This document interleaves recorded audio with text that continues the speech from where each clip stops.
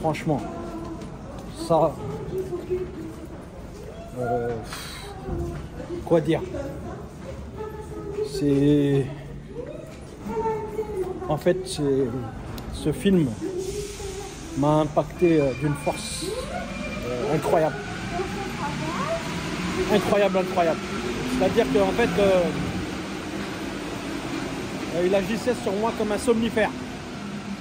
Comme un somnifère et comme un... C'est comme si c'était un médicament qui me déstressait quasiment immédiatement à partir du moment où je le regardais. J'y trouvais tous les thèmes que j'avais envie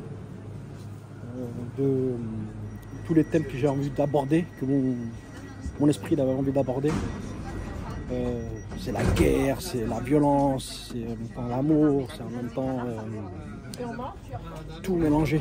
Tous les thèmes sont mélangés. C'est extrêmement rare de réussir à aborder tous ces sujets-là. Un sujet aussi sociétal, une réalisation incroyable, des acteurs incroyables. Ça parlait des Indiens, des cow-boys, l'armée, des États-Unis.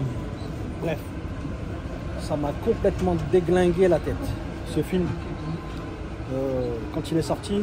Et pendant très longtemps, en fait, tous les jours, je l'ai regardé. Je me rappelle, c'était un été.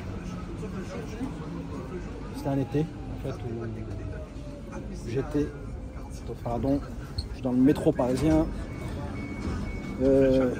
Un été où, en fait, j'étais tout seul, ici en France. Toute ma famille était partie en Algérie. Et en fait,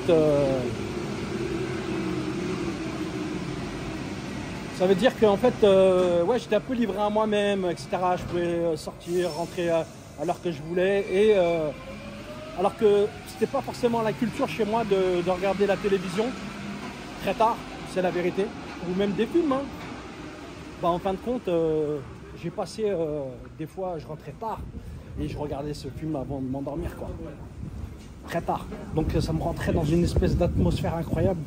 Et je pense, si je vais être honnête, c'est à partir de ce moment-là que quelque part j'ai eu envie, le désir en tout cas de devenir réalisateur. Parce que c'est là que j'ai commencé à me poser des questions au niveau des points de vue, des costumes, du scénario. Après, par la suite, bien après, je me suis procuré le livre. Ça, je dis pas rien à voir, mais en tout cas, c'est pas du tout les mêmes logiques. Le film est vraiment très très réussi. Et en fait, je pense que ça a changé ma vie, quoi. Voilà. Ce film, il a changé ma vie.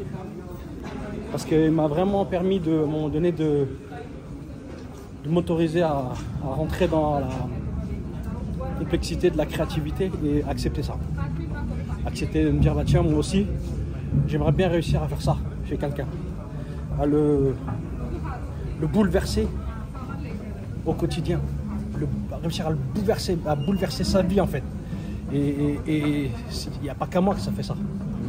C'est à des millions de personnes dans le monde. Donc, à un moment donné, c'est aussi cette logique-là, c'est de dire, mais comment on peut faire pour atteindre autant de monde et faire réfléchir autant de monde sur un sujet aussi poignant et perturbant que celui des Indiens, on va le dire comme ça, des natifs. Ouais, bah, en fait, bon, après, c'est là, où, à un moment donné, on commence à réfléchir et qu'on commence à lire de plus en plus pour se renseigner, pour regarder les making-of. Là, je parle de l'époque des cassettes vidéo. Après, il y a les DVD qui sont sortis, les Blu-ray. Et à chaque fois, c'était toujours de mieux en mieux informé, avec des making-of beaucoup plus longs, beaucoup plus approfondis. Après, là, je vous parle d'une époque où il n'y avait pas Internet, il n'y avait pas d'ordinateur. Donc, on ne peut pas regarder sur Internet, ouais, voilà, c'est quoi ce film-là, d'où il sort, comment il a été financé, tout ce qui s'ensuit, et qu'est-ce qu'il a apporté, en fait. Et en fin de compte, tout ça, ça se termine par une prise de conscience aussi d'une arnaque, en fait, de la part du producteur, qui était notamment en partie l'acteur principal. Je ne vais pas le nommer parce que ce n'est pas l'objectif, L'objectif, c'est de dire que ce film-là, il m'a vraiment touché aux tripes. Et c'est tout ça mélangé en fait, qui fait que ce film-là est très important pour moi. Et là, quand je le vois, là, je vois que en fait, c'est là la première fois aussi que je me suis posé la question de c'est qui en fait qui a fait la musique? Qu'est-ce qui a fait la musique? Parce que là, il s'agit de ça, la symphonie, d'une symphonie qui va reprendre la musique en fait, on va dire de ce film-là, Danser avec les loups, John Barry.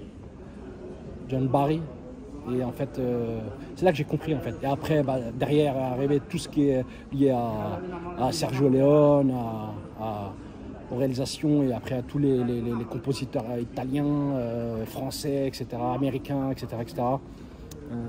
J'ai commencé vraiment à comprendre que c'était une grosse machine, que c'était des grosses machines et que autour d'un acteur, en fait, il y a je sais pas combien de milliers de personnes. Et c'est grâce à lui, il n'y a que lui qui peut produire ça en fait. Et c'est ça que j'ai compris. Et en fait, ce film-là, il m'a fait vraiment aller dans plein de directions différentes. Et un autre film qui m'a vraiment bousculé, j'ai adoré la musique, j'ai adoré le film aussi, c'est le Docteur Zhivago. Voilà aussi, voilà. Moi, je m'arrêtais là-dessus, allez. Voilà, c'était juste histoire de dire que je vais essayer d'y aller au mois de mars. Je vais essayer de me faire plaisir et d'y aller. Voilà. Parce que j'adore cette musique-là que j'ai de toute façon en BO. Voilà. Voilà, Hakimo, on est là. Danser avec les loups. Dans Paris.